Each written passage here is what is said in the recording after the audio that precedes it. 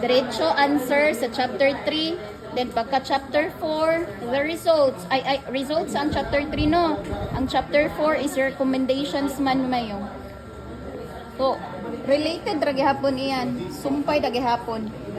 Uy. Apil. Resaptan mayo pangutana. Ang kanila tali is gisupon nila ang tali nila sini.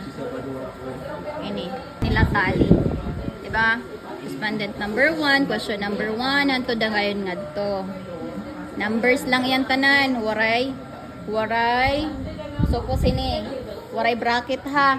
Kay kung mag-bracket ka, himuon mo yan ang 1. Kung mag-bracket, for example, age naan is 18 to 24, 1.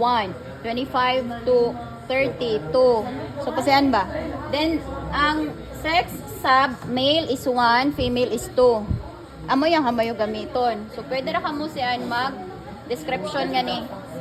Para dali ay na kamayo or kung sopo siyan, pwede ra unayan ang kamayo basihan siyan.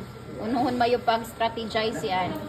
So, sopo sab sini, ang kanila Shopee, Lazada, TikTok, Shein. For example, yan lang upat. So, dapat ining Shopee, number 1, number 2, TikTok, yan. Number lang ang kamayo gamiton sa statistician. Yasabtan. Yakuha mo yun. Sige, pangutana.